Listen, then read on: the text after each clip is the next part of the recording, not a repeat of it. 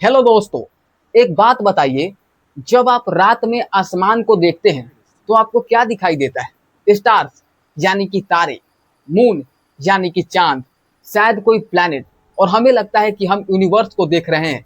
लेकिन असल में जो कुछ हम देख पा रहे हैं वो यूनिवर्स का सिर्फ एक छोटा सा हिस्सा है दोस्तों। हाँ, आपने सही सुना। साइंटिस्ट के करंट एस्टिमेट्स के मुताबिक ऑर्डिनरी मैटर यानी वो मैटर जिससे स्टार्स, प्लैनेट्स, अर्थ और हम बने हैं, यूनिवर्स का करीब 5% ही हिस्सा है दोस्तों।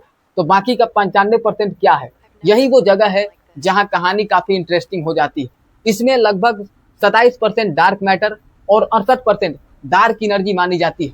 अब ऑब्वियसली आपके दिमाग में पहला सवाल आएगा, भाई अगर ये दिखाई ही नहीं देती तो साइंटिस्ट को पता कैसे चला कि ये मौजूद है?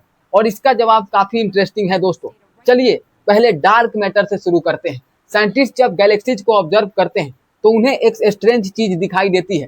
गैलेक्सी के बाहर की तरफ घूम रहे स्टार्स इतनी तेजी से मूव कर रहे हैं कि सिर्फ उस मैटर के हिसाब से जो हमें दिखाई देता है उनका वहां टिके रहना बहुत मुश्किल होना चाहिए।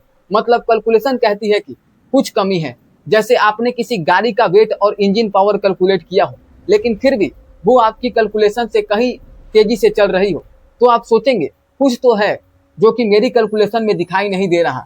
गैलेक्सीज में भी कुछ ऐसा ही था। साइंटिस्ट को लगा कि शायद वहां कोई इनविजिबल मास मौजूद है जो एक्स्ट्रा ग्रेविटी प्रोवाइड कर रहा है, और इसी मिस्टीरियस चीज को हम कहते हैं डार्क मैटर। अब मजेदार बात यह है कि डार्क मैटर को हम डायरेक्टली देख नहीं सकते, लेकिन ग्रेविटी के इफेक्ट्स को देख सकते हैं। एक सिंपल एग्जांपल से समझिए, हवा दिखाई नहीं देती लेकिन पेड़ के पत्ते हिल रहे हैं तो आपको पता है कि हवा है। ठीक उसी तरह डार्क मैटर दिखाई नहीं देती लेकिन उसके ग्रेविटेशनल इफेक्ट्स दिखाई दे सकते हैं, और इसी तरह के एविडेंस से डार्क मैटर का आइडिया मौजूद हुआ। लेकिन अभी एक बड़ा सवाल बाकी है दोस्तों, डार्क मैटर बनी किस चीज से है? इसका एग्जैक्ट आंसर आज भी साइंटिस्ट के पास नहीं है। रिसर्च चल रही है, एक्सपेरिमेंट्स हो रहे हैं, लेकिन अभी तक कोई यूनिवर्सली एक्सेप्टेड डायरेक्ट डिटेक्शन नहीं हुई। और फिर आती है दूसरी मिस्ट्री, डार्क एनर्जी। अब ये थोड़ी और स्ट्रेंज है दोस्तों।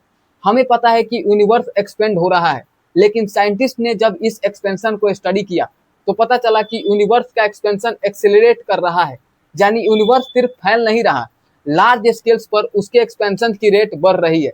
और इस एक्सेलरेशन को एक्सप्लेन करने के लिए जिस अननोन कंपोनेंट्स की बात की जाती है उसे कहते हैं डार्क एनर्जी। अब यहाँ भी सबसे ऑनेस्ट आंसर यही है दोस्तों, हमें एग्जैक्टली नहीं पता कि डार्क एनर्जी है क्या। कुछ थ्योरीज कहती है कि एम्प्टी स्पेस की अपनी एनर्जी हो सकती है। कुछ पॉसिबिलिटीज ये भी हो सकती है दोस्तों कि शायद बड़े बड़े कॉस्मिक स्केल्स पर हमारी ग्रेविटी की अंडरस्टैंडिंग में कुछ मिसिंग हो, लेकिन अभी कोई फाइनल आंसर नहीं है दोस्तों। और अब वापस उस 95% पर आते हैं। रफली 5% ऑर्डिनरी मैटर है, 27% डार्क मैटर है और 68% डार्क एनर्जी है। यानी जिन स्टार्स को हम रात में देखते हैं, जिन गैलेक्सीज की फोटोग्राफ देखकर हम इतने अमेज्ड होते हैं, वो कॉस्मिक पिक्चर का सिर्फ एक छोटा सा हिस्सा है दोस्तों।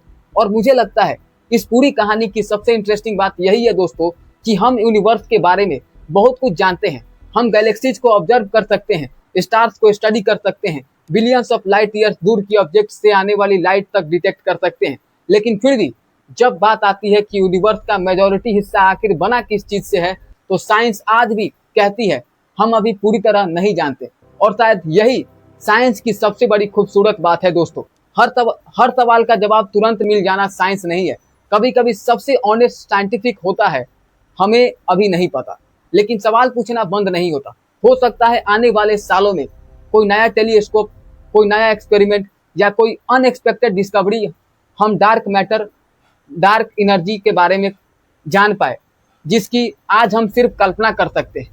तो अगली बार आप रात में आसमान देखें तो सिर्फ स्टार्स मत गिनिए, एक बार ये भी सोचिए शायद जो हमें दिखाई दे रहा है वो पूरी कहानी का एक छोटा सा हिस्सा है दोस्तों। क्योंकि हो सकता है यूनिवर्स की सबसे बड़ी मिस्ट्री अभी भी हमारी आंखों के सामने नहीं, हमारी समझ के बाहर छिपी हो दोस्तों। धन्यवाद दोस्तों।